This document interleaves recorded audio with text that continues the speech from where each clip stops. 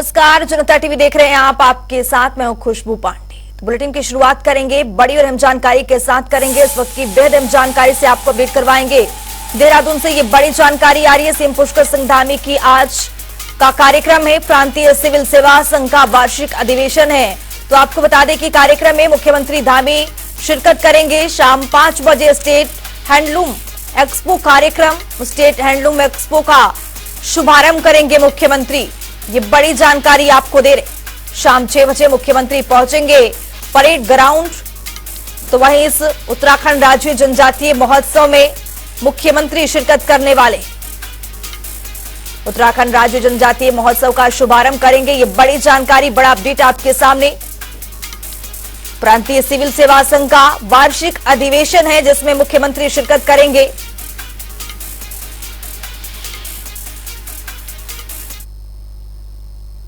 देहरादून में hotel Pacific में उत्तराखंड प्रांतीय सिविल सेवा संघ के वार्षिक सम्मेलन का कार्यक्रम का आयोजन किया गया। कार्यक्रम में सीएम पुष्कर सिंह धामी ने बतौर मुख्य अतिथि के रूप में शिरकत की।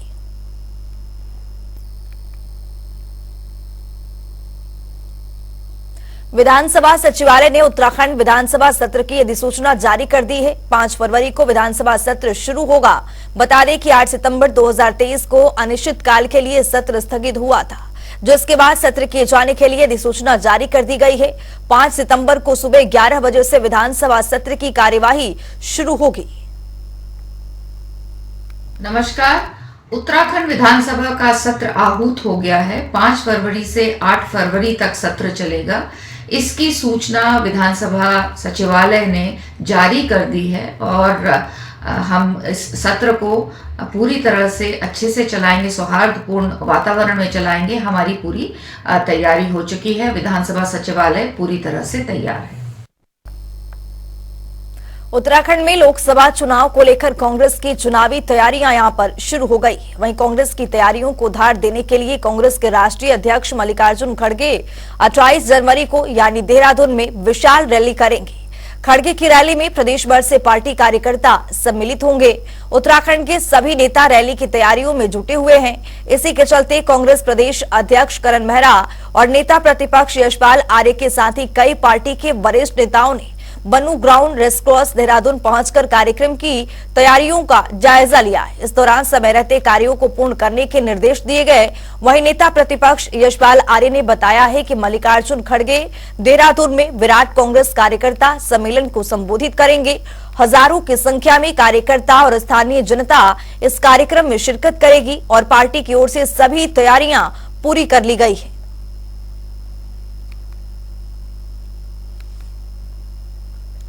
जनवरी उस दिन जाहिर हो जाएगा कि अब भीड़ नहीं जुटा रहे हैं। ये भीड़ नहीं है, ये लाइव ही भीड़ नहीं होगी। ये भीड़ का नाम देना ही मैं समझता हूं कि उचित नहीं होगा। यह कार्यकर्ताओं का सम्मेलन है, जो निचले स्तर का कार्यकर्ता है, जो बूथ स्तर का कार्यकर्ता है, जो हमारे मंडल हमने बनाए हैं, जो हमारे ब्लॉक इकाइयों के पदाधिकारी हैं, जो हमारे पूरे प्रदेश में विधानसभा वार जो हमारे कार्यकर्ता हैं वो इसमें शिरकत करेंगे, भागीदारी करेंगे और उन्हीं को आदरणीय जी संदेश देंगे। उन्हीं का मार्गदर्शन हमें मिलेगा आदरणीय जी का। और वो हम उससे निश्चित रूप से, जैसा मैंने कहा कि बहुत उत्साह देखने को मिल रहा है। एक नई ऊर्जा का, एक नई जोश का कार्यकर्ताओं में संचार होगा। और मेरा मानना है कि और इन्हीं मुद्दों को लेकर जो आदरणीय अध्यक्ष जी का संबोधन होगा, हम लोग उसको आत्मसात भी करेंगे और जनता के बीच भी जाएंगे। बिहार में चल रही सियासी उठापटक के बीच कांग्रेस नेता आचार्य प्रमोद कृष्णम का एक बड़ा बयान सामने आया है।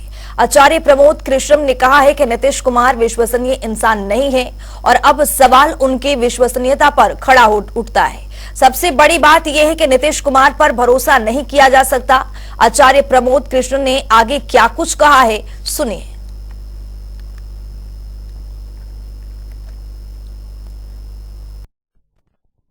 और नीतीश कुमार जी पर भरोसा नहीं किया जा सकता है। वो कब क्या करेंगे, कितनी बार वो नरेंद्र मोदी जी के साथ रहे हैं, कितनी बार वो नरेंद्र मोदी जी के खिलाफ रहे हैं। उनकी सियासत की जो शुरुआत है और जो उनका कद बढ़ा वो लालू जी के विरोध से बढ़ा। शुरू में वो कहते थे लालू जी की पार्टी डकैतों की पार्टी है, अपराधियों की पार्टी है, फिर लालू जी के साथ हो गए, फिर लालू जी से भी अलग हो गए, अब मुझे लगता है कि फिर वो अपना स्वरूप में आने वाले हैं। तो मैं ऐसा मानता हूं कि नीतीश कुमार जी की जो क्रेडिबिलिटी है वो इस देश में बची नहीं है और कांग्रेस पार्टी को नीतीश कुमार जी से अपना पल्ला झाड़ लेना चाहिए। लेकिन इंडिया गठबंधन दूसरा प्रश्न आया ममता बनर्जी को लेके, तो मैं ऐसा मानता हूं कि कांग्रेस पार्टी को ये फैसला करना चाहिए कि वो ममता बनर्जी को अपने साथ रखना चाहते हैं या लेफ्ट पार्टीज को, क्योंकि जहां लेफ्ट होगा वहां ममता नहीं रहेंगी, जहां ममता होंगी वहां वामपंथी नहीं रहेंगे। वामपंथियों का और ममता जी का बहुत पुराना झगड़ा है और वो ऐसा झगड़ा जिसे निपटाया नहीं जा सकता। उत्तराखंड में लोकसभा चुनाव को देखते हुए प्रत्याशियों के चयन को लेकर आज कांग्रेस मुख्यालय में प्रदेश कांग्रेस स्क्रीनिंग कमेटी के अध्यक्ष का आगमन हुआ है। इसके साथ बैठक का आयोजन किया गया। प्रदेश कांग्रेस स्क्रीनिंग कमेटी के अध्यक्ष भगत चरण दास ने इसको लेकर कहा है कि आईसीसी के प्रदेश के फंक्शन रिस्ट से सलाह मशवरा करके प्रदेश में इलेक्शन कमेटी में जो प्रत्याशी आवेदक होंगे उनके आवेदन के ऊपर प्रदेश कांग्रेस कमेटी से जांच करेंगे। इसके बाद इसे हमारे स्क्रीनिंग कमेटी में दिया जाएगा।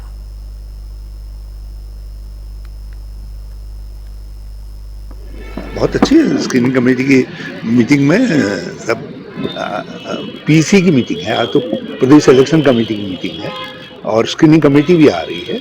वो लोगों की बात सुनेंगे, सब लोगों से राय मशविरा लेंगे और सब एकजुट होकर के सब निर्णय हो। कमेटी पार्टी की वो एक टीम है जो कार्यकर्ताओं की भी नब्ज टटोलती है, सीनियर्स की भी टटोलती है, जो प्रत्याशी संभावित हैं उनके बारे में भी जानकारी लेती है, उनसे भी बात करती है और उसके बाद अपनी रिपोर्ट्स ऊपर हाईकमान को देती है। आज हमारे यहाँ स्क्रीनिंग कमेटी की बैठक है और भगत चरण दास जी और उनके सहयोगी यहाँ आ रहे हैं और नेतागणों का आने का सिलसिला शुरू हो गया, जो देर रात तक ये बैठकें चलती रहेंगी। आगामी लोकसभा चुनाव को लेकर बीजेपी और कांग्रेस के साथ साथ सपा भी अपनी तैयारियों में जुट गई है।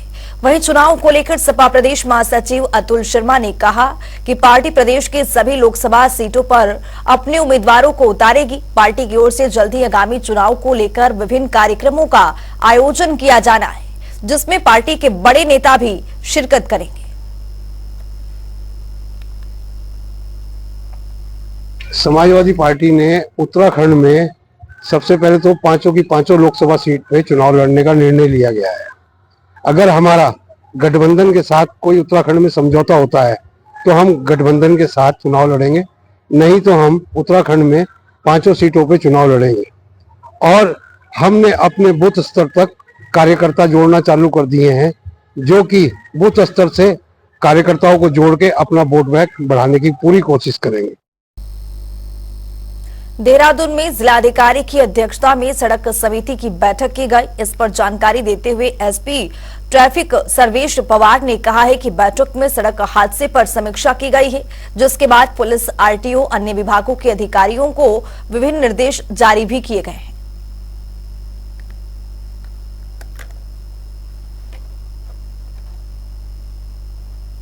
बिल्कुल, इसमें डीएम मैडम की अध्यक्षता में जो सड़क सुरक्षा समिति है उसकी कल मीटिंग हुई।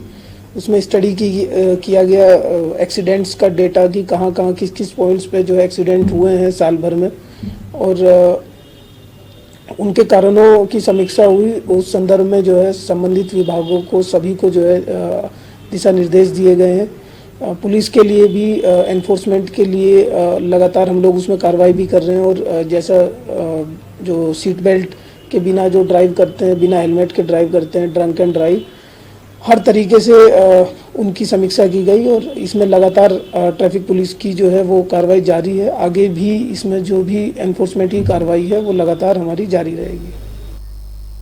जनपद उधम सिंह नगर में खटीमा के शहरी और ग्रामीण क्षेत्र में गणतंत्र दिवस को धूमधाम से मनाया गया। सरकारी और गैर सरकारी विद्यालयों, कार्यालयों में कई संगठनों के विभागाध्यक्ष ने ध्वजारोहण किया है। वहीं तहसील परिसर में उप जिलाधिकारी रविंद्र सिंह बिष्ट ने ध्वजारोहण किया है और स्वतंत्रता सेनानियों और उनके आश्रितों को शॉल उड़ाकर सम्मानित भी किया है।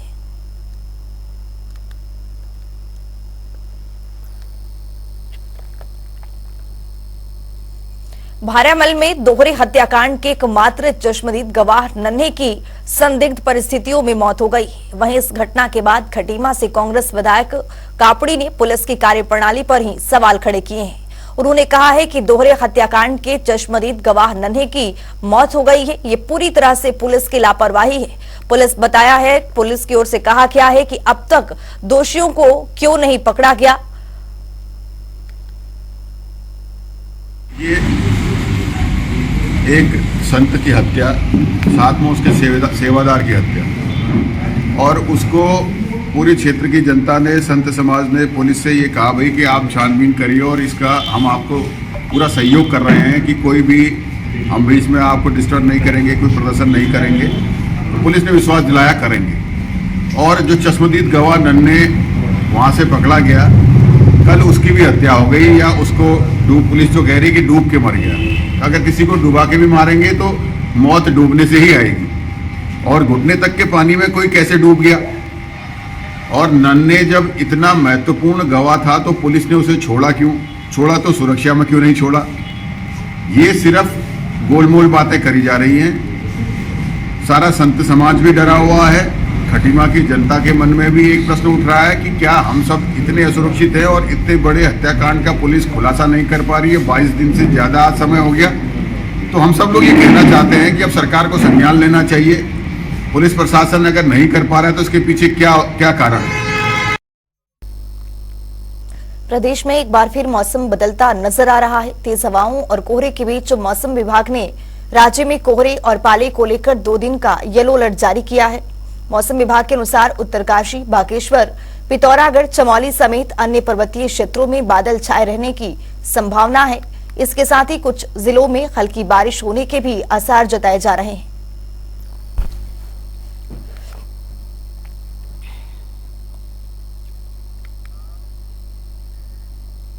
देहरादून के डोईवाल में सुरक्षा कर्मी की लापरवाही सामने आई। दरअसल गणतंत्र दिवस के मौके पर ध्वज फहराने का कार्यक्रम चल रहा था। इस दौरान सुरक्षा कर्मी की बंदूक से गलती से फायरिंग हो गई, जिसके वहां खड़े वरिष्ठ पीसीएस अधिकारी को गोली लग गई है। वहीं इस हादसे में पीसीएस अधिकारी घायल हो गए। फिलहाल मामले में शुगर मिल के सुरक्षा कर्मियों को निलंबित करते हुए जांच कमेटी गठित की गई है।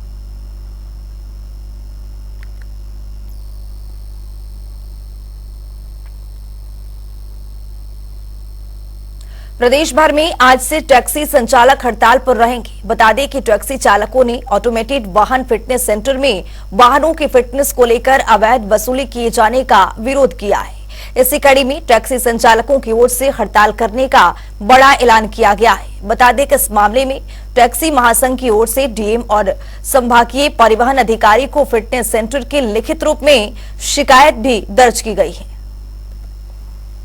सर बागेश्वर जाऊंगा, अभी यार टैक्सी भी नहीं मिल रही, शायद टैक्सी की हड़ताल है। ड्राइवर लोग बोल रहे हैं हड़ताल है। कैसे देंगे आप? अब देखो टैक्सी मिली तो जाऊंगा, वरना फिर वापसी जाऊंगा या फिर कोई बस वगैरह देखनी पड़ेगी। कितनी देर से टैक्सी ढूंढ रहे हैं? करीबन आधा 1 घंटा हो गया मुझे। नमस्कार, स्वागत है जनता टीवी में और मैं हूं आपके साथ संजय प्रसाद। हल्द्वानी में और हल्द्वानी समेत पूरे कुमाऊं में आज से जो टैक्सी यूनियंस हैं, जो टैक्सीज हैं, उनके पहिए थम जाएंगे। जी हाँ, कुमाऊं भर की तमाम टैक्सी यूनियंस जो हैं वो आज से हड़ताल पर हैं।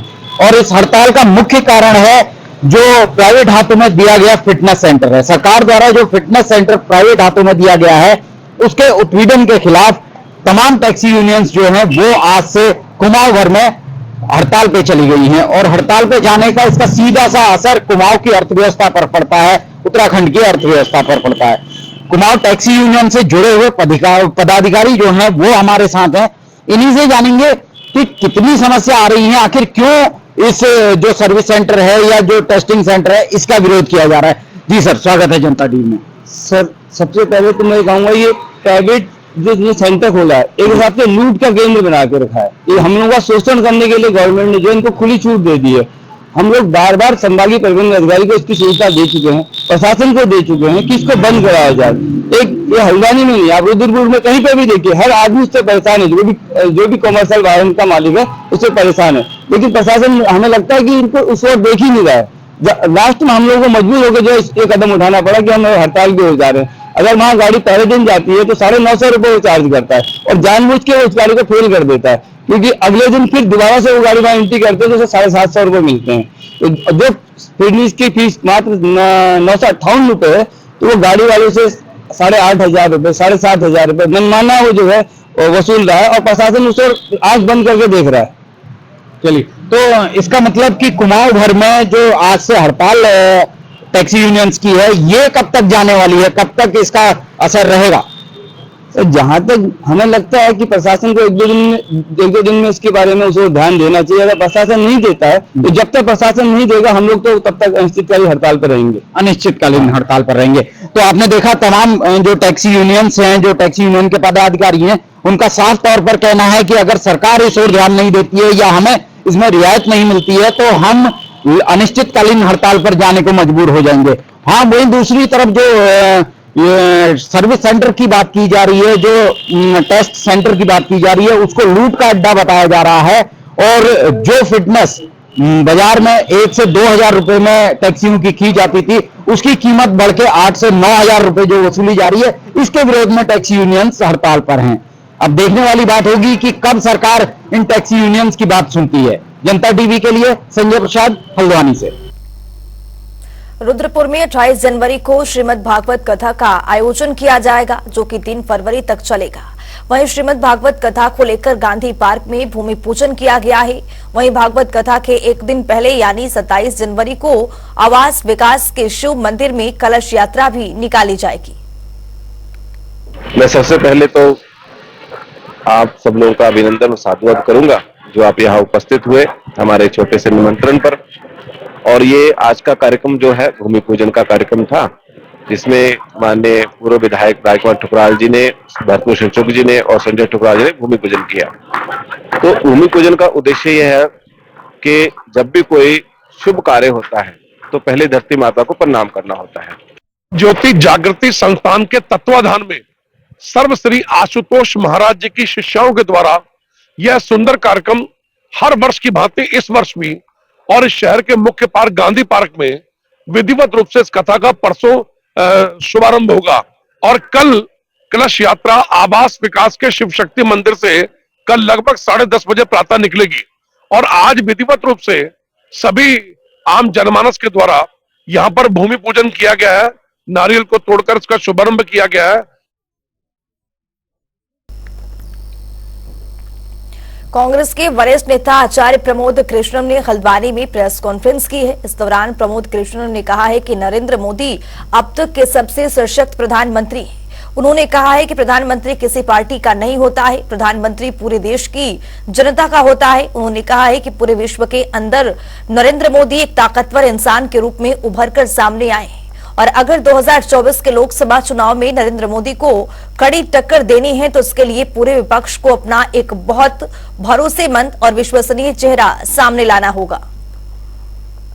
भगवान राम के मंदिर की प्राण प्रतिष्ठा के समारोह के निमंत्रण को अस्वीकार करना मुझे लगता है बहुत बड़ी गलती है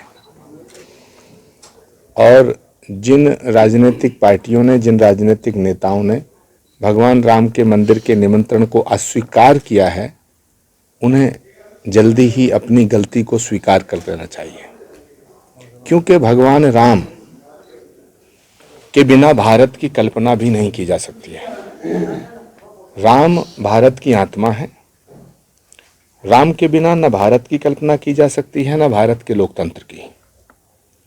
राम को किसी एक पार्टी का समझ लेना ये उचित नहीं है। राम किसी एक वर्ग के नहीं है, किसी एक जाति के नहीं है, किसी एक राज्य के नहीं है, किसी एक क्षेत्र के नहीं है। राम को देश की सीमाओं में भी कैद नहीं किया जा सकता है।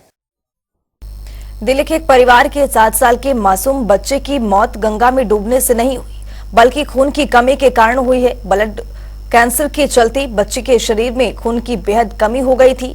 इसका खुलासा पोस्टमार्टम रिपोर्ट में हुआ है। पुलिस ने पोस्टमार्टम कराने के बाद शव परिजनों को सौंप दिया है। पूछताछ के बाद बच्चे के माता पिता और मौसी को भी छोड़ दिया गया है। बता दें कि बुधवार को दिल्ली के सोनिया विहार के निवासी राजकुमार सेना के सैनिक के बेटे रवि की हरिद्वार में हर की पौड़ी पर संदिग्ध परिस्थितियों में मौत हो गई थी, जिसका इल्जाम माता पिता और मौसी पर आया था। पूछताछ में पिता ने पुलिस को बताया था कि रवि ब्लड कैंसर से पीड़ित था। बच्चा ब्लड कैंसर और बोन कैंसर से पीड़ित था, जिसका सर गंगाराम हॉस्पिटल में इलाज चल रहा था और उसकी सिचुएशन क्रिटिकल थी। डॉक्टर द्वारा उसको जवाब दे दिया गया था। तो मदर फादर आस्था की दृष्टि से हरिद्वार लेके आए कि हर की पैड़ी पे स्नान कराने के बाद इसको दर्शन वगैरह कराएंगे, हो सकता है कि हमारे साथ कुछ अच्छा हो जाए। और ड्राइवर से भी पूछताछ की गई तो ड्राइवर द्वारा बताया गया कि बच्चा जब बैठा था उसके बाद से बहुत ज़्यादा उसके अंदर मूवमेंट नहीं था और कुछ बातचीत नहीं कर रहा था। और जब हॉस्पिटल में बच्चे का आज पोस्टमार्टम रिपोर्ट भी आ गया। पोस्टमार्टम रिपोर्ट में ये क्लियर है कि बच्चे की डेथ अनीमिया से हुई है, डूब के मरने से नहीं हुई। पोस्टमार्टम रिपोर्ट और डॉक्टर से वार्ता के मौखिक वार्ता के क्रम में ये स्पष्ट है कि बच्चे की मौत हरिद्वार में आने से पहले ही हो गई थी और उसकी बॉडी में थोड़ा अकड़न भी थी। इस बुलेटिन में मेरे साथ इतना ही। नमस्कार।